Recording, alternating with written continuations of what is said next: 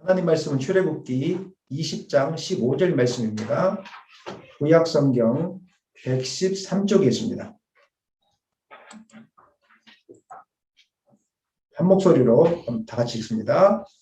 도둑질하지 말라. 한 번 더 읽겠습니다. 도둑질하지 말라. 오늘은 10계명의 제8계명인 도둑질하지 말라 이 제목을 가지고 말씀을 나누겠습니다. 10계명은 하나님의 백성들이 이 세상에서 이제 거듭난 다음에 어떻게 살아야 될 것인지를 가르쳐주는 계명입니다. 목욕하기 전에 누더기 옷을 입고 있을 때는 아무렇게나 행동해도 이상이 없었습니다. 하지만 이제 누더기 옷을 벗고 예수로 그리스도로 새 옷을 입은 우리들은 다르게 살아야 되는 것입니다. 오늘 이제 제8계명인데 1계명부터 10번째 계명까지는 하나님이 주인이시라는 이 정신이 다 묻어 있습니다. 다른 방법으로 표현되어 있을 뿐입니다. 오늘 8계명도 마찬가지입니다. 도둑질하지 말라 이 계명 속에는 우리에게 하나님이 질문하십니다. 이 땅의 주인이 누구냐? 그리고 너희들은 무엇을 의지하며 살아가고 있느냐? 그래서 8계명을 묵상할 때 도둑질만 안 하면 되는구나 이게 묵상하는 것이 아니라 도둑질하지 말라 이 말 속에는 우리에게 물어보는 거예요.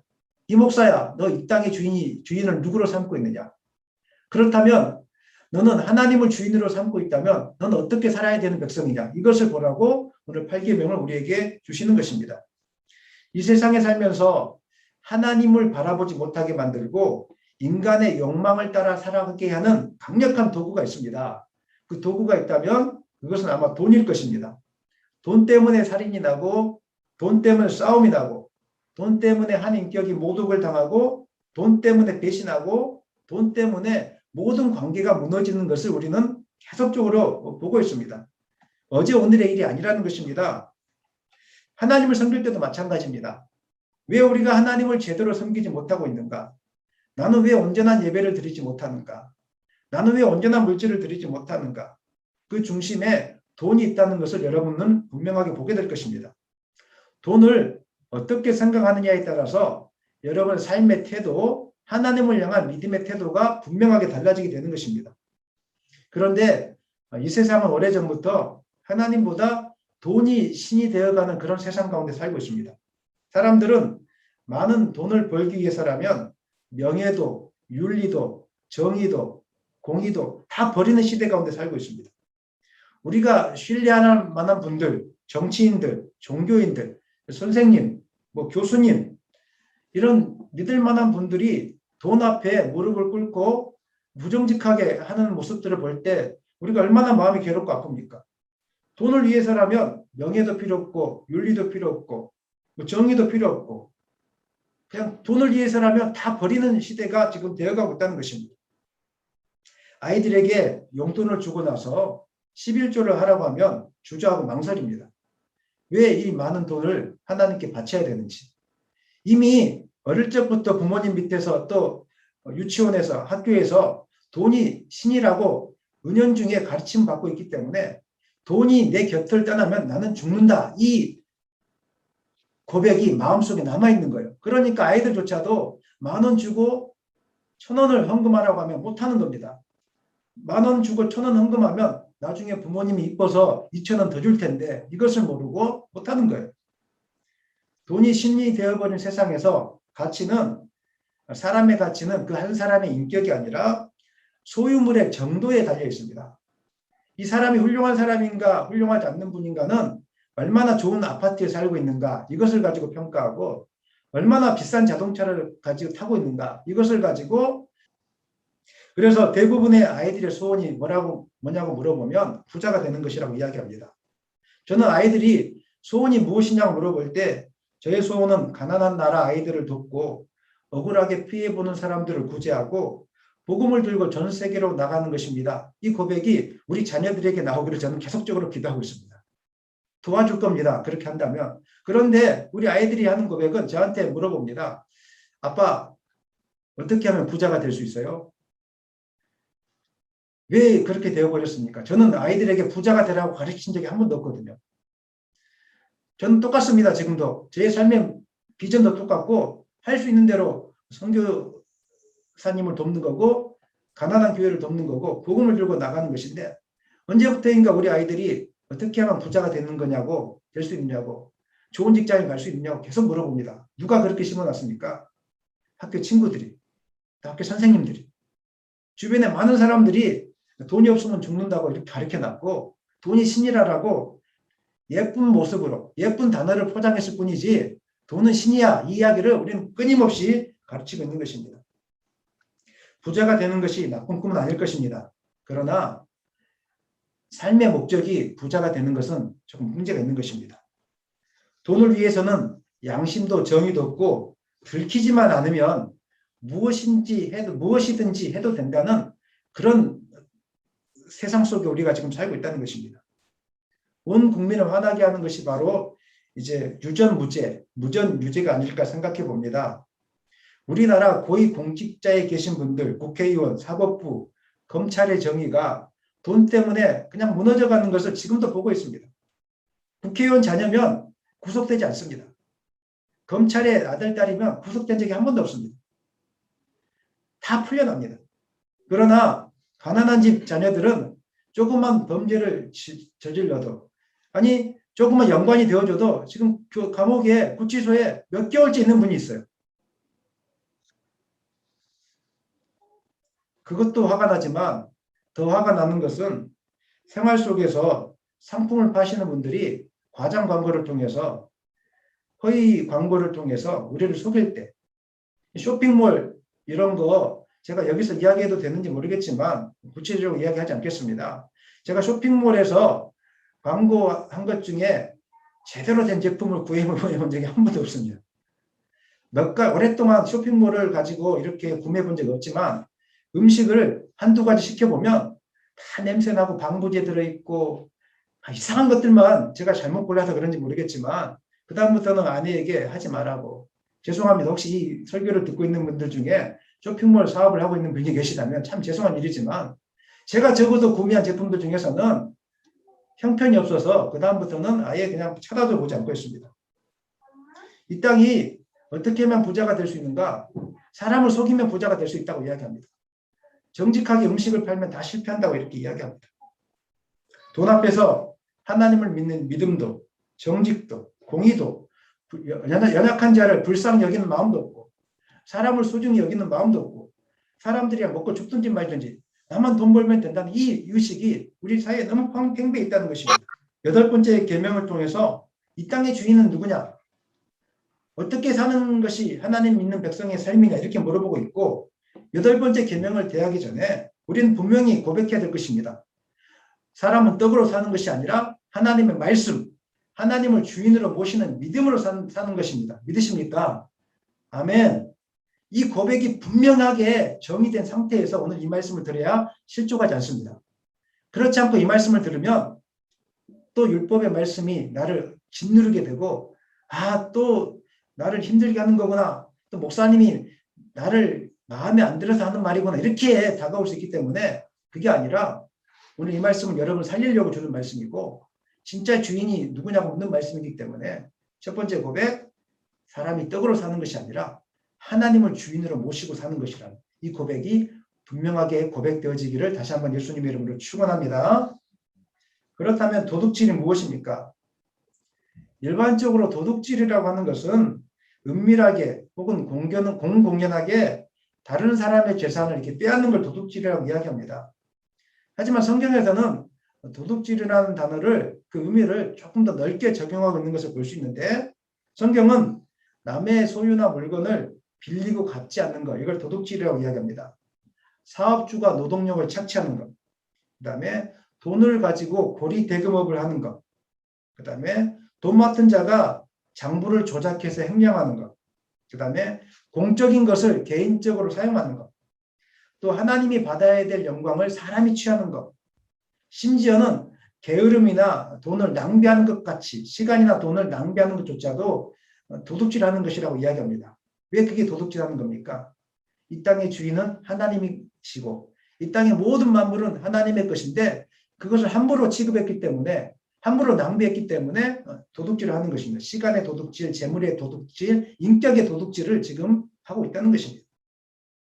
오늘 말씀은 여러분들이 알고 있는 그런 기본적인 도둑질이 아니라 우리가 도둑질이라고 생각하지 않았던, 하지만 분명히 하나님 보실 때는 도둑질인 이런 것들이 있는데 그 부분에 대해서 몇 가지 저랑 한번 생각해보는 시간 되었으면 좋겠습니다. 첫 번째, 성경에서 말하고 있는 도둑질은 연약한 사람을 함부로 대하는 것, 이것이 도둑질이다 이렇게 이야기하고 있습니다.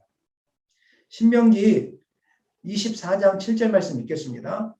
사람이 자기 형제 곧 이스라엘 자손 중 한 사람을 유인하여 종으로 삼거나 판 것이 발견되면 그 유인한 자를 죽일지니 이같이 하여 너희 중에서 악을 제할지니라.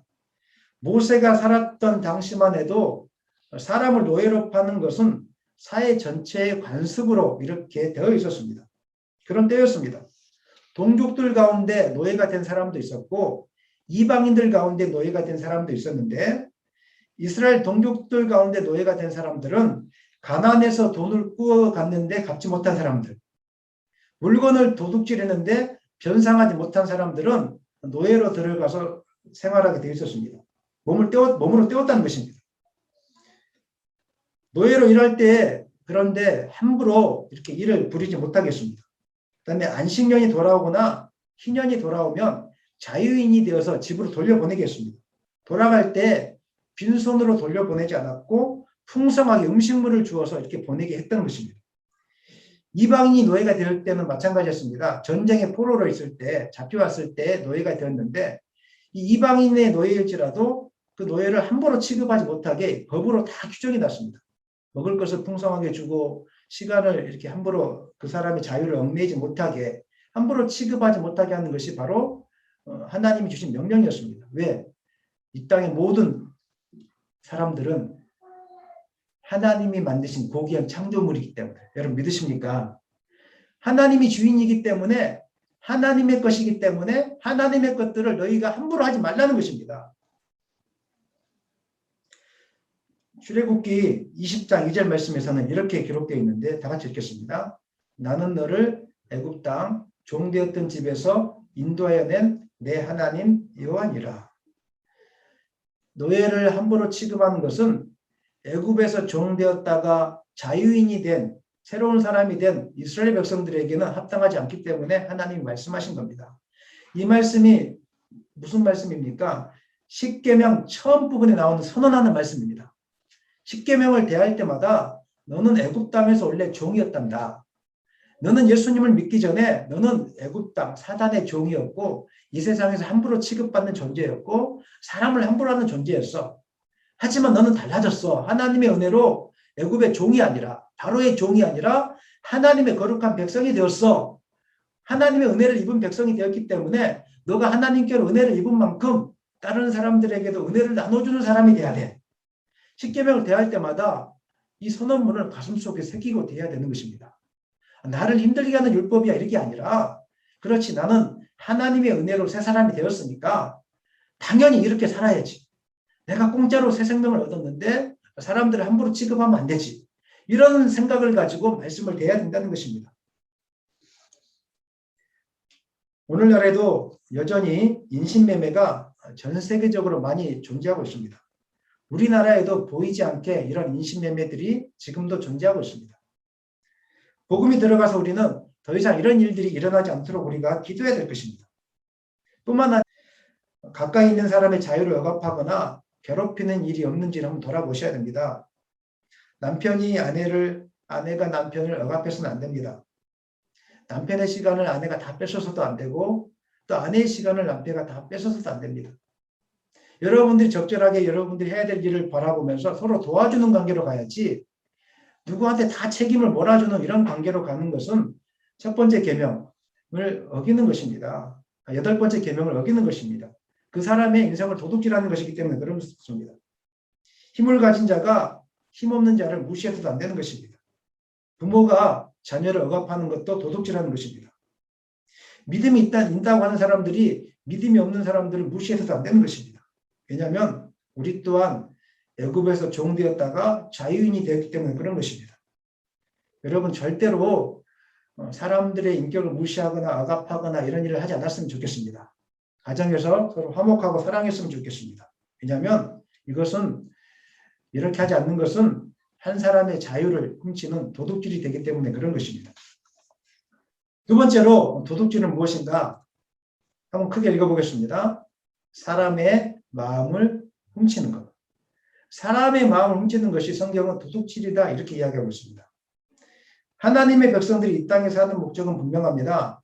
하나님의 뜻을 이루고 하나님의 영광을 위하여 우리는 이 땅에 사는 것입니다. 그게 목적입니다. 우리 자신이 드러나서는 안 되고 오직 하나님만이 드러나야 됩니다. 만약에 은빛교회가 있는데 하나님의 이름이 드러나지 않고 세종시 은빛교회만 드러난다면 우리가 지금 뭔가를 잘못하고 있는 것입니다. 또 반대로 또 다른 개념으로 하나님의 이름이 드러나지 않고 특정한 목사님의 이름만 드러난다면 그것 또한 또 잘못하고 있는 것입니다. 오직 하나님만이 드러나야 되는 것입니다.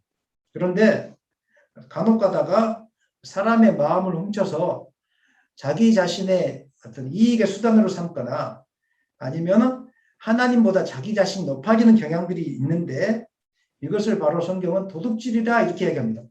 사기꾼들, 그 다음에 이단들, 거짓 선지자들 다 도둑질을 하고 있는 것입니다. 정치인들이 거짓 선동을 해서 국민들의 마음을 뺏어가는 것, 빼앗는 것, 이것 자체가 도둑질입니다. 지금 대통령 선거를 앞두고 여당이든지 야당이든지 얼마나 국민의 마음을 도둑질하기 위해서 일단 거짓 소문을 푸고 보지 않습니까? 구약시대에서도 이런 일들이 비일비재했습니다. 왕이 국민들의 마음을, 백성들의 마음을 빼앗기 위해서 거짓 선동을 하는 일들이 많이 있었다는 것입니다. 참 나라도 걱정이 되어집니다. 국민들이 깨어있어서 그런 거짓 선동에 넘어가지 않아야 되는데 너무 그냥 거짓 선동이 많으니까 사실은 걱정이 되고 제가 많이 기도하고 있습니다. 사람의 마음과 사람의 명예를 훔치는 것은 밖으로 드러나는 일이 아니기 때문에 쉽게 생각하지만 하나님 앞에서 큰 도둑질이고 하나님 이것을 기억하시고 반드시 심판하십니다. 우리는 그것을 두려워야 되는 것입니다. 하나님께서 가장 분노하는 것 중에 하나가 사람들의 마음을 빼앗는 거짓 선지자들입니다. 예레미야서 23장 30절 말씀 한번 읽겠습니다. 시작. 여호와의 말씀이라 그러므로 보라 서로 내 말을 도둑질하는 선지자들을 내가 치리라. 하나님은 말씀을 전하는데 사람의 마음을 빼앗고 인기를 얻으려고 하고 귀에 듣기에 좋은 말을 하는 이런 거짓된 목사들, 거짓 선지자들을 하나님은 경멸히 여긴다고 말하고 있습니다. 이런 사람들을 돌로 치겠다, 내가 치겠다 이렇게 이야기하고 있습니다. 예레미야 선지자 때 많은 거짓 선지자들이 참 선지자가 받은 하나님의 말씀을 가지고 마치 자신이 받은 것처럼 교묘하게 이장했습니다. 그리고 그렇게 말씀을 전했습니다. 오늘날로 이야기하면 특정한 목사님의 말씀을 그대로 갖다가 자기가 사용하는, 물론 사용할 수도 있겠죠. 좋은 말씀이가. 하지만 매번 습관적으로 그렇게 하는 분이 있다면 이건 거짓 선지자고 설교를 도둑질하는 것이고 하나님이 주신 말씀이 아닌 것을 자기가 하나님 주신 말씀 것처럼 사용하는 것입니다. 많은 사람들이 이런 거짓 선지자들의 유혹에 빠져서 넘어갔다는 것입니다. 하나님은 이와 같은 일을 하는 것은 내 말을 도둑질하는 것이다 라고 말씀하시면서 이런 혀를 놀리는 자들을 치겠다라고 이렇게 이야기하고 있습니다. 이 시대에도 하나님의 진리의 말씀이 거짓 선지자들로 인해서 왜곡당하고 그래서 사람들이 멸망의 구렁텅이로 빠지는 일들이 얼마나 많이 있는지 모르겠습니다. 거짓 선지자들이 하나님의 강단을 더럽히고 있고 세상의 말로 성경의 말씀을 대체하고 있고 예수 그리스도의 복음 대신에 세상의 노래나 세상의 어떤 좋은 책들을 읽고 와서 이렇게 이야기해주는 일들이 너무 많이 있는데 여러분 이런 것들을 조심하셔야 됩니다. 지금은 유튜브 시대이기 때문에 여러분들이 인터넷 방송을 통해서 인터넷을 통해서 많은 설교를 듣게 될 것입니다. 그런데 간혹 가다가 저도 설교를 잘하진 않지만 그래 하나님 앞에서 정직하게 하려고 노력은 하고 있습니다. 하지만 간혹 가다가 설교를 듣다 보면 이게 강연인지 이게 무슨 인문학 강의인지 헷갈릴 때가 많이 있습니다. 그런데 그런 분들의 조회수가 엄청납니다. 사람들은 좋다고 막 댓글을 달고 있고 은혜 받았다고 이야기하고 있는데 이게 내가 알지 못했던 지식을 통해서 은혜를 받은 것인지 아니면 마음을 뜨뜻하게 해줘서 은혜를 받은 것인지 제가 한번 물어보겠습니다. 여러분 좋은 영화를 보고 나면 눈물을 흘리죠. 그렇죠? 감동적인 드라마 보고 나면 눈물 나잖아요. 그게 설교입니까? 그게 우리가 은혜라고 이야기합니까? 그렇지 않지 않습니까? 좋은 가요들 있죠? 가요들 부르고 나면 마음이 찡해지면서 눈물이 나지 않습니까? 저는 그렇던데 여러분 안 그러세요? 그러면 그 노래를 부르고 나서 우리가 은혜 받았다라고 이야기합니까? 그냥 감동받은 거죠. 그 말씀이 아니잖아요. 책에 보면 좋은 문구들이 많이 있어요. 그 좋은 문구들을 가다가 제가 여러분에게 이야기해 줄 수 있어요. 그러면 여러분 그 은혜 받았다고 이야기합니까? 감동받은 거죠. 근데 이 시대의 사람들은 은혜 받은 것과 감동받은 것을 헷갈려하고 있는 분들을 제가 많이 보게 됩니다. 제가 오늘 이 시간에 교육학 강사를 초청해서 새로운 강의를 해주면 여러분들은 머리가 맑아지기 시작하면서 은혜 받았다라고 할 수 있을지는 모르겠습니다. 하지만 그것은 새로운 지식을 깨닫는 것이지 은혜 받은 것이 아닙니다. 은혜라는 것은 하나님의 말씀을 통해서 하나님이 어떤 분이신지를 내가 인지하는 것입니다. 아멘입니까? 오늘 제 말씀을 통해서 제가 바른 말씀을 전했다면 여러분들은 하나님을 살아 계시구나 이것을 깨닫게 되는 것입니다. 그 다음에 두 번째는 내가 어떤 존재인지를 하나님 앞에서 발견하는 겁니다. 아, 내가 하나님 앞에서 하나님의 은혜가 아니면 살 수 없는 존재구나 이걸 깨닫게 되는 것이고 세 번째는 죄에서 돌이켜서 이제는 하나님 앞에서 바른 삶을 살기로 작정하는 것입니다. 그런데 오늘날 강단이 더럽혀지고 있는 것은 감동적인 이야기, 감동적인 노래, 감동적인 무슨 실화, 간증들 이런 것들이 나쁘다는 것이 아니라 하나님 말씀보다 그것이 주가 되어져서 하나님 말씀으로 감동시키는 것이 아니라 은혜를 끼치는 것이 아니라 감동적인 이야기, 감동적인 노래를 가지고 사람의 마음을 현혹시키는 것. 이 자체가 진짜 말씀인지 선동된 것인지 우리 한번 깊이 있게 진지하게 제가 평가할 수 없지만 여러분들이 말씀을 접할 때마다 한번 돌아보셔야 된다는 것입니다. 그래서 어떤 제목들은 이런 제목들이 있어요. 성공하는 사람들의 비법. 왜 우리는 실패하는가? 과연 이게 설교의 제목이 돼야 될 것인가? 저는 가끔씩 고민하고 있습니다. 왜 우리는 행복하지 못하는가? 과연 이것이 설교 제목이 되어야 되는 것인지 저는 가끔씩 이렇게 고민하고 있습니다. 사랑하는 여러분, 우리가 율법의 말씀을 지키는 것이 하나님의 백성으로 새롭게 살아가기 위한 방법이 아니라 하나님께 심판받지 않기 위해서 혹은 또 복을 받기 위한 것이라고 말씀을 전한다면 이것은 지금 잘못하고 있는 것입니다. 하나님의 말씀을 왜곡하고 있는 것입니다. 또 하나님 말씀을 전한다고 하지만 인문학 강의나 심리학 강좌, 교육 강좌를 하고 있다면 이것 또한 하나님 말씀을 지금 잘못하고 있는 것입니다. 저는 여러분들이 그래서 진짜 말씀이 무엇인지를 현혹되지 않기 위해서 진짜 말씀이 무엇인지를 한번 고민해 보셔야 됩니다. 진짜 저 목사님은 말씀을 전하는 것인지 인문학 강좌를 하는 것인지 저 목사님은 진짜 하나님을 전하고 있는 것인지 사람의 인기를 얻기 위해서 그냥 재미있는 말을 하고 있는 것인지 저 목사님은 하나님께 붙드는 것인지 사람들의 인기에 붙들려 있는 것인지 한번 진지하게 여러분 고민해 보셔서 유튜브 채널을 검색하시고 말씀을 들어보셨으면 좋겠습니다. 왜 우리가 이렇게 빠져가는가? 기준이 없기 때문에 그런 것입니다. 하나님 말씀에 대한 기준이 없기 때문에. 그래서 오늘 십계명 강해는 여러분에게 큰 도움이 될 것입니다. 십계명 강해 지금 1계명부터 8계명까지 하고 있는데 주일날 한번 들은 걸로 끝내지 마시고 집에 돌아가셔서 반복적으로 한번 들어보십시오.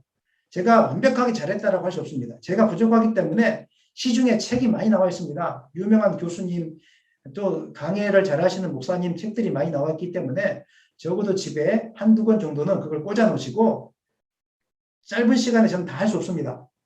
읽어보시면서 우리가 어떻게 살아야 될 것인지 말씀을 어떻게 하는 것이 바로 듣는 것인지를 좀 알고 여러분들이 좀 말씀을 접하고 듣는 귀를 좀 열어주셨으면 좋겠습니다. 특별히 가장 조심해야 될 것 중에 하나가 예언기도입니다. 제가 반복적으로 이야기하죠. 예언기도는 한국교회 합동 측에서는 하지 말라고 이야기합니다. 하는 게 좋습니다. 하지 않는 게 좋습니다. 하지만 하나님의 역사는 어떻게 임할지 모르기 때문에 예언기도를 우리가 조심하게 사용해야 되는데 강단에서 내가 오늘 밤에 기도했는데 하나님이 이렇게 말씀해 주셨습니다. 이거 조심하셔야 됩니다. 잘못하면 사람의 마음을 현혹하시는 것이 될 수 있기 때문에 하나님이 그렇게 말한 적이 없는데 사람들의 마음을 현혹해서 야 저분 훌륭한 분이셔. 저분 밑에 따라가면 내가 인생이 달라지겠어. 하나님보다 그 목사님이 유명해지기 때문에 진짜 조심하셔야 됩니다. 근데 조심하지 않고 막 내뱉는 분들이 있습니다. 내가 기도해 보니까 하나님이 이런 비전을 주셨고 이런 꿈을 주셨고 우리 교회가 이렇게 해야 됩니다. 하나님 말씀을 도둑질하는 겁니다. 제가 여러분 인기 끌기 위해서 얼마든지 할 수 있습니다. 목사님 은사가 없으시니까 그렇죠. 그렇지 않습니다. 저를 경험하신 분들은 제가 어떤 은사를 가지고 있는지 알고 있습니다. 올림픽교회 성도님들은 잘 모르실 거예요. 제가 말 안 합니다. 하나님이 얼마나 어마어마한 은사를 주셨는데 사용하지 않습니다. 특별한 경우가 아니고. 왜? 하나님이 혹시 가려질까 싶어서. 혹시 저의 인기를 끌까 싶어서. 제가 얼마든지 교회 초창기에 이런 생각을 해본 적이 있습니다. 하나님이 주신 은사를 통해서 사용하면 교회가 숫자도 많이 늘어날 텐데 기도원, 치유기도, 예언기도 좀 붙여놓을까? 그러면 사람들이 막 몰려올 텐데 예배 시간 끝나고 나면 예언기도 해줄까? 다 맞는데 해주면 내가 다 맞출 수 있는데 좀 해줄까? 이런 유혹들이 마음속에서 막 올라왔어요. 근데 안 했어요. 왜? 교회가 그런 것들을 하기 시작하면 사람들이 하나님의 말씀에 집중하는 것이 아니라 한 사람에게 집중하고 잘못된 예언의 말씀에 집중하기 때문에 혹시 오늘 이 말씀을 듣는 분들 중에 예언기도 받기를 사모하는 분이 있다면 여러분 조심하시고 안 받는 편이 낫다는 이야기를 제가 해드리겠습니다. 하나님이 주신 말씀이 아닌데 혹시 목사님의 입술을 통해서 기도하는 분들의 입술을 통해서 거짓된 예언이 선포될까 싶어서 저는 그게 두려운 것입니다. 저는 이 말씀을 준비하면서 혹시 제가 기도했던 분들 중에 거짓된 예언을 마치 있는 것처럼 하진 않았을까 이런 두려움이 저 가운데 찾아왔던 것입니다. 사랑하는 여러분, 하나님께서 예언의 은사를 주신 것은 기도하라고 주신 것이지 함부로 이렇게 발설하거나 한말하라고 주신 것이 아닙니다. 그걸 통해서 앞에 있는 목사가 대단한 사람이야 이것을 보여줘 라고 하기 위해서 하나님이 주신 적이 없습니다. 만약에 목사가 유명해지기 위해서 목사가 대단한 것인 것을 보여주기 위해서 이것을 사용한다면 마음을 훔치는 것입니다. 도둑질하는 것입니다. 예수님 당시 종교 지도자들은 백성들의 마음을 도둑질해서 예수님을 십자가에 못 박혀 죽게 하셨습니다. 죽게 했습니다. 무지한 예수님을 군중들을 선동시켜서 충동하여서 바라바를 놓아달라고 이야기하고 신성모독이라는 이런 죄로 예수님을 죽게 했습니다. 오늘날 혹시 우리가 그런 선동질에 속아 넘어가고 있지 않는지 한번 보시길 바랍니다. 나는 말씀 위에 서 있는지 선동질에 넘어가고 있는지 나는 정말 말씀 위에 서서 은혜를 받고 있는지 아니면 감동이라는 단어에 빠져 있는지 한번 돌아보시면서 이런 도둑질, 선동질에 넘어가지 않기를 또 여러분도 도둑질을 하지 않기를 예수님의 이름으로 간절히 축원합니다. 세 번째, 도둑질이 무엇인가 한번 다 같이 읽겠습니다. 주의를 온전히 지키지 않는 것, 11조를 온전히 드리지 않는 것. 이것도 이제 사실은 제가 말씀드리기 어려운 부분이에요. 왜? 우리 모두가 온전히 지킨 사람은 한 명도 없어요. 사실은. 주의를 온전히 하고 11조를 온전히 하는 거 진짜로 지키기 어려워요. 쉬운 것 같은데 어려워요. 그래서 이 말씀을 안 했으면 좋겠다라고 아마 여러분 여길지 몰라요. 하지만 이제 성숙한 교회로 나가기 위해서는 여러분 드려야 되고 지켜야 됩니다. 우리 교회가 성숙해지기 위해서 지켜야 되는 것입니다. 우리는 지난번 말씀을 통해서 안식일 계명을 통해서 주의를 지키는 것의 중요성에 대해서 많이 배웠습니다. 주의를 지킨다는 것은 무슨 의미입니까? 내 인생의 주인이 하나님이십니다. 하나님께 모든 것을 맡겨놓고 내려놓겠습니다. 이 고백이라고 제가 말씀드렸습니다. 시간도 물질도 하나님의 것이라고 고백할 수 있다면 주의를 지키는 것, 11조를 드리는 것, 우리 기쁨을 언제든지 다 감당할 수 있는 것입니다. 여러분들이 때로는 바쁜 일 때문에 직장일 때문에 주의를 못 지킬 수도 있습니다. 하지만 그런 중에라도 여러분 지키려고 노력하셔야 됩니다. 저의 자랑은 아닙니다. 하지만 제가 군대에 있을 때 주일날 훈련이 있을 때 저는 화장실에 가서 예배 드렸습니다.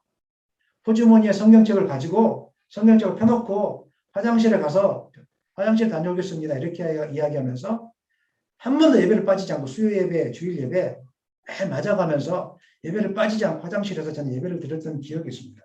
마음의 문제인 것입니다. 주일을 지키는 것은 예배 시간을 지키는 것에서부터 우리가 시작합니다. 이 시간은 내 시간이 아니라 하나님의 시간이라고 생각한다면 얼마든지 10분 전에, 20분 전에, 30분 전에 나올 수 있습니다. 교회당에 먼저 나와서 예배를 준비하는 건 너무 중요한 것이고 인격의 성숙, 그 다음에 영적인 성숙을 위해서는 반드시 필요한 사항인 것입니다. 시간을 지키지 못하고 시간을 지키지 못하는 것은 어떤 상황의 문제라기보다는 그 시간에 대한 인식의 문제이고 습관의 문제일 가능성이 많습니다. 만약에 예배 시간이 하나님과 나와의 약속이다. 이거는 절대 지키지 않으면 안 되는 것이다. 하나님이 불꽃 같은 눈동자로 나를 지키고 있다. 이렇게 마음 먹고 있다면 이 시간을 우리가 어떻게 함부로 안 지킬 수가 있겠습니까? 11시라고 하지만 아마 30분 전에 와서 하나님을 만나려고 준비하려고 애를 쓰게 될 것입니다. 그런데 이런 예배 시간에 대한 어떤 인식, 결단이 없으면 이 시간들을 지켜내지 못합니다. 여러분들이 한번 돌아보십시오. 직장에 출근할 때 지각한 적이 있습니까? 오늘 2시간 잤다고 피곤하다고 나 지각할 수 있어. 이렇게 하신 적이 있습니까? 머릿속의 인식은 직장에서 지각하는 건 못된 거예요. 직장에 지각하는 것은 나는 인사고과에서 떨어지는 거예요. 직장에 지각하면 나는 밥줄이 끊겨. 이 인식이 분명하기 때문에 1시간을 자도 밤을 새더라도 우리 직장에 지각하지 않고 아침에 일찍 일어나서 가게 되어 있습니다. 얘들 혹시 물어보겠습니다. 학교 보내고 유치원 보낼 때 지각해도 된다고 가르친 부모님들이 있습니까? 얘가 다 자고 일어날 때까지 기다려주면서 밥을 다 먹을 때까지 다 기다려주면서 학교는 10시에 가도 돼. 이런 부모님이 있습니까? 없지 않습니까? 밥을 못 먹어. 머리를 못 감아더라도 막 차에 태워가지고 가는 게 부모님 아닙니까? 왜 그렇습니까? 머릿속에 인식이 되어 있는 거예요. 학교는 절대로 늦으면 안 돼. 학교 공부는 놓치면 안 돼. 이 인식이 분명하기 때문에 무슨 일이 있어도 아파도 열이 펄펄 나도 막 가게 되는 거예요. 옛날에는 그랬어요. 열이 펄펄 나도 갔어요. 지금 학교는 그렇지 않지만 이전에는 그랬다는 거예요. 예배에 대한 인식도 마찬가지입니다. 이 시간은 하나님의 시간이고 하나님께 드려야 되는 시간이고 함부로 하는 시간이 아니라고 하면 여러분 아침부터 8시부터 애들 깨워서 막 준비시키고 막 기도하고 해서 막 이렇게 나오게 될 것입니다. 그래서 기억하십시오. 예배의 시간을 온전히 지키지 못하는 것은 하나님의 시간을 도둑질하는 것이다. 이 인식이 분명하셔야 돼요. 그래서 나는 적어도 10분 전에 20분 전에 나와서 내가 준비할 것이다. 이렇게 기도하고 나왔으면 좋겠습니다. 우리 교회가 그렇게 되어질 때 성숙한 교회로 나아가게 될 것입니다. 그리고 하나님께 온전한 헌물을 드리지 않는 것도 도둑질에 해당하는 것이다. 인식이 분명하셔야 됩니다. 구약 성경에서는 하나님께 드리는 헌금은 구약시대 때 주로 11조 형태로 제시되었습니다. 그런데 이 11조 헌금을 드리지 않는 백성들은 하나님의 것을 도둑질하는 것이다. 이렇게 가르쳐 주었습니다. 말라기 3장 8절 한번 읽겠습니다. 사람이 어찌 하나님의 것을 도둑질하겠느냐.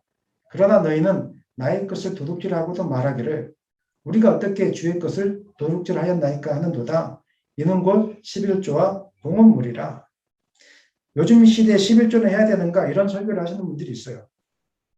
제가 분명하게 이야기 드립니다. 헌금은 10의 1조뿐만 아니라 10의 2조, 10의 3조도 할 수 있으면 하시는 게 좋습니다. 왜냐하면 11조 숫자가 중요한 것이 아니라 11조의 개념은 이 땅의 모든 것, 나의 생명, 내가 입고 있는 옷, 내가 누리고 사는 것, 입고 먹고 마시는 모든 것이 하나님의 것임을 인정하는, 그래서 하나님께 감사하는 것을 보여주는 믿음의 조그마한 표현일 뿐입니다. 이것을 드릴 수 있다면 너는 나를 믿는 게 맞아. 근데 이것을 못 드리면 너는 돈을 믿고 있는 거야. 너는 여전히 돈을 의지하고 있구나. 너는 여전히 돈이 없으면 못 산다고 하고 있구나. 이렇게 의지하는 것과 똑같기 때문에 하나님을 주인으로 인정하고 있는 최소한의 표현이 11조라는 것을 여러분 기억하시기 바랍니다. 그렇다고 성경은 무지막지하게 월급을 조금밖에 안 받는데 그거 가지고 받아가지고 먹고 살 돈도 안 되는데 그걸 가지고 11조 다 내라고 한 적은 없습니다. 제가 11조, 오늘 이 시간 11조에 대해서 이야기하는 시간 아니기 때문에 하나님은 그렇게 무지막지한 분이 아니세요. 근데 문제는 뭐냐면 넘치도록 하나님 부어주셨는데 거기에 대해서 다 재단하고 거기에 대해서 아까워하고 이런 거에 대해서 하나님 지금 문제 삼고 있는 거예요. 병원비가 너무 많이 들어요. 그분들이 어떻게 11조를 할 수 있겠어요? 병원비가 수천만 원 드는데 그분들이 어떻게 11조를 하나님 요구하시겠어요? 그렇게 하나님 무지막지한 분이 아니세요. 하지만 일반적인 정상적인 생활을 하고 있고 일반적으로 하나님 주신 물질의 풍요함을 누리고 있고 이런 분들은 정상적으로 하나님 앞에 예물을 드려야 된다는 것입니다. 우리 교회에 헌금을 하시는 분들 중에 우리 교회는 이제 후원하시는 분들이 있어서 교회가 세워지고 있는데 이런 분들이 있어요. 어떤 분들은 참 눈물 나는 고백을 하시는 분들이 있는데 갑자기 큰 돈을 보내왔어요. 물어보니까 무슨 돈이냐고 물어보니까 첫 월급을 받았대요. 성경에는 첫 월급을 드리라는 말이 나오지 않습니다. 근데 첫 월급을 드렸다는 것은 어떤 의미입니까? 나의 직장은 하나님께 달려있다는 고백 아니겠습니까? 제가 여러분에게 첫 월급을 드리십시오. 강요하지 못합니다. 그렇게 안 해도 괜찮습니다. 하지만 우리 자녀들에게는 가르칩니다. 얘들아, 우리 교회를 세우려고 다 하나님 거라고 첫 월급을 드린 분이 있다. 너희들도 나중에 직장 가거든 하나님께 다 드렸으면 좋겠다. 시간 있을 때마다 한마디씩 해요. 하나님 것이니까. 헌금을 할 것인가 말 것인가, 주의를 지킬 것인가 말 것인가, 이런 율법적인 잣대에 여러분 매몰되지 마시고 하나님의 것이라면 내가 어떻게 해야 될 것인지 한 번 더 생각해 본다면 잣대를 뛰어넘어서 우리 기쁨으로 모든 것들을 하게 될 거라고 생각합니다. 사랑하는 여러분, 이런 도둑질에 넘어가지 않기를 예수님의 이름으로 간절히 축원합니다.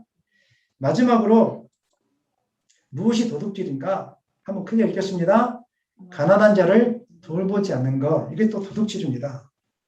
하나님께서 우리에게 주신 재물은 우리만 사용하라고 주신 재물이 아닙니다.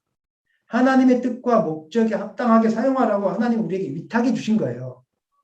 이 땅에 나의 통장 안에 많이 쌓아놓고 너만 배부르게 먹으라고 주신 것이 아니라 너한테 부어줄 테니까 너에게 부어진 재물을 가지고 가난한 선교사님들, 가난한 목회자들, 그 다음에 가난한 병들고 힘든 분들을 좀 도와주라고 하나님이 우리에게 부어주신 거예요. 그런데 이 물질을 자기 자신을 위해서, 자기 가족을 위해서만 사용한다면 우리는 하나님께서 주신 위탁하신 재물을 가지고 도둑질하고 있는 것과 똑같습니다. 신명기 15장 읽겠습니다. 내 하나님 여호와께서 내게 주신 땅 어느 성읍에서든지 가난한 형제가 너와 함께 거주하거든 그 가난한 형제에게 내 마음을 완악하게 하지 말며 내 손을 움켜쥐지 말고 반드시 내 손을 그에게 펴서 그에게 필요한 대로 쓸 것을 넉넉히 구워주라. 삼가 너는 마음에 악한 생각을 품지 말라. 곧 이르기를 일곱째 해 면제년이 가까이 왔다 하고 내 궁핍한 형제를 악한 눈으로 바라보며 아무것도 주지 아니하면 그가 너를 여호와께 호소하리니 그것이 내게 죄가 되리라. 거기까지만 읽겠습니다. 하나님은 가난한 사람들을 도와줄 때 이해득실을 따지지 말고 도와주라고 이렇게 말씀하고 있습니다. 이스라엘 백성들은 7년째마다 또 50년마다 희년, 7년 7번 지나고 나면 희년마다 면제년이 존재했었는데 그때는 모든 것을 다 탕감해 줬어요. 다시 시작하는 거예요. 근데 면제년이 가까웠어요. 예를 들면 7년마다 면제년인데 7년째 되던 해에 한 달 남겨두고 가난한 이웃이 무엇인가를 빌려달라고 해요. 그러니까 한 달 뒤에 지나고 나면 못 갚을 텐데 이거 빌려주면 내가 손해니까 안 빌려줄 거야. 안 빌려줘요. 그러면 하나님 너 죄 짓고 있는 거야. 이렇게 이야기하는 거예요. 그건 네 돈 아니잖아. 하나님 그렇게 이야기하고 있는 거예요. 이해득실을 따져서 돈 일을 하는 곳이 있습니다. 은행입니다. 은행은 이해득실을 따져서 절대 손해보지 않습니다. 여러분이 은행업을 하라고 하나님 이 땅에 보내지 않았습니다. 가난한 사람들을 돕고 가난한 교회를 돕고 가난한 선교사를 돕고 가난한 이웃을 도우라고 하나님이 저와 여러분을 이 땅에 보내시고 물질을 부어주시는 것입니다. 나는 성령의 사람인가 성령의 사람이 아닌가 어떻게 할 수 있습니까? 나는 성령의 인도를 받고 있는가 성령의 인도를 받고 있지 않은가. 대부분 사람들이 성령을 받았다 이렇게 말하면 방언을 하고 치유를 받고 이런 이야기를 하는데 저는 특별한 이야기를 하고 싶습니다. 물론 그것도 맞을 수 있습니다. 하지만 진짜 성령의 사람인가 아닌가, 방언, 치유, 연사 이게 아닙니다. 진짜 성령의 사람인가 아닌가, 물질을 대하는 태도를 바라보면 알 수 있습니다. 초대교회에 성령이 임하니까 은사도 임했지만 동시에 가장 성경 구절을 많이 찾아오고 있는 단어가 있습니다. 구제입니다. 사도행전 2장 44절 46절 읽어보겠습니다. 믿는 사람이 다 함께 있어 모든 물건을 서로 통용하고 또 재산과 소유를 팔아 각 사람의 필요를 따라 나눠주며 날마다 마음을 같이하여 성전에 모이기를 힘쓰고 집에서 떡을 떼며 기쁨과 순전한 마음으로 음식을 먹고. 제가 이 본문을 대할 때마다 안타까운 것은 한국교회 안에 성령의 역사 그러면 무조건 방언, 성령의 역사 그러면 무조건 어떤 기도의 특별한 역사. 근데 성경 사도행전에서는 그런 기록보다 그런 기록도 있지만 사도행전 2장 오순절 다락방 사건에서는 구제의 역사에 대해서 많이 다루고 있는데 우리는 보고 싶은 것만 봐요. 여러분께 말씀드리겠습니다. 여러분이 하나님의 사람으로 완전히 거듭났다면 돈에 대해서 거듭나게 되어 있습니다. 돈에 대해서 아까워하지 않고 하나님을 사용하고 돈에 대해서 자유합니다. 하나님이 주신 거니까 하나님께 드리겠지. 이런 일들이 마게도냐 교회들 가운데도 있었습니다. 고린도후서 8장 1절로 5절 읽겠습니다. 형제들아, 하나님께서 마게도냐 교회들에게 주신 은혜를 우리가 너희에게 알리노니 환난의 많은 시련 가운데서 그들의 넘치는 기쁨과 극심한 가난이 그들의 풍성한 연부를 넘치도록 하게 하였느니라. 내가 증언하노니 그들이 힘대로 할 뿐 아니라 힘에 지나도록 자원하여 이 은혜와 성도 섬기는 일에 참여함에 대하여 우리에게 간절히 구하니. 그 당시 마게도냐 지역은 로마의 경제적인 박해, 그 다음에 유대인들의 종교적인 박해로 경제생활 자체를 할 수 없는 그런 지역이었습니다. 그런 그리스도인들이 모여 사는 데가 마게도냐 지역이었고 마게도냐 교회들이었습니다. 이 교회들이 예루살렘 교회가 큰 어려움에 처했다는 이야기를 듣고 아까워하지 않고 헌금을 모으기 시작한 거예요. 자원해도 힘에 지나도록 자원했어요. 3절 보니까 힘대로 할 뿐 아니라 힘에 지나도록 자원해서. 이게 가능했던 것은 성령이 임했으니까.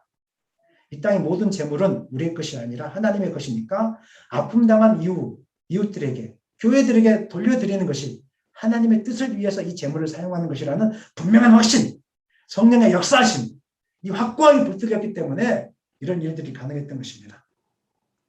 성령이 우리 가운데 충만하게 역사하면 물질에 대한 생각들이 완전히 바뀌게 되는 것입니다. 성령이 임하기 전에는 물질은 나의 것이었습니다. 그래서 나를 위해 사용하는 것이었습니다. 성령이 임하고 나서는 이 물질은 하나님의 것이고 내가 이 땅에 다 모아놔도 소용없는 거야 하면서 하나님 나라를 위해서 쓰게 되는 것입니다. 감사하게도 우리 교회가 그런 일들을 감당하고 있습니다. 우리 교회는 작고 후원을 통해서 이루어지는 교회지만 하나님 주시는 선물들 선교사님을 위해서 많이 지금 사용하고 있습니다. 이번 주에도 가난한 개척교회가 교회당에서 쫓겨났다고 이야기해서 또 헌금 있는 것을 또 보냈습니다. 그리고 한 목사님이 지금 말기암에 걸려서 이제 몇 개월 살지 못한다고 이야기하는데 또 그 목사님께도 저희들이 좀 보내드려야 될 것 같습니다. 왜 한국교회가 타락하고 있는가? 가난한 이웃에게 흘려보내라고 하나님 그렇게 이야기하고 있는데 흘려보내지 않고 저축을 하면서 만족하고 있어요. 우리 교회가 이만큼 있으니까 우리는 안전해. 할 수만 있으면 저는 저희 교회 있는 헌금들을 선교지에 흘려보내고 할 수만 있으면 가난한 곳에 흘려보내고 할 수만 있으면 여기 계신 모든 분들을 데리고 선교지에 가서 한번 3박 4일이라도 좀 다녀와서 이 헌금 탈탈 털어가지고 다녀와서 하나님의 비전이 무엇인지를 알고 하루를 살더라도 그 비전 앞에 순종하며 사는 그런 꿈을 좀 꾸셨으면 좋겠습니다. 하나님은 위대하신 분이고 살아계신 분이실 때. 말씀 마무리하겠습니다. 10계명의 8계명은 도둑질하지 말라인데 이 계명에서는 이 세상의 생명과 시간과 물질의 주인이 누구인지를 우리에게 반복적으로 묻고 있습니다. 이 세상의 모든 것은 우리의 것이 아니라 하나님의 것임을 믿으시기를 바랍니다. 그러므로 재물이 많다고 안정적이다 안주하거나 자랑하지 마시고 또 재물이 부족하다고 재물이 있는 사람들을 부러워하지 마십시오. 우리가 관심 가져야 될 것은 재물이 많고 적음이 아니라 하나님께서 주시는 것들을 하나님의 뜻을 위해서 지금 사용하고 있느냐, 사용하지 않고 있느냐입니다. 이것이 우리의 관심이 되어야 되는 것입니다. 시간, 물질, 나의 육신을 하나님의 뜻대로 사용하고 있지 않다면 우리는 지금 8계명, 도둑질하지 말라를 어기고 있는 것입니다. 우리 모든 성도님들이 하나님의 뜻 앞에서 항상 겸손하고 하나님의 뜻을 위해서 모든 것을 드림으로 적극적으로 8계명을 지켜나가는 여러분 되시기를 예수님의 이름으로 간절히 축원합니다.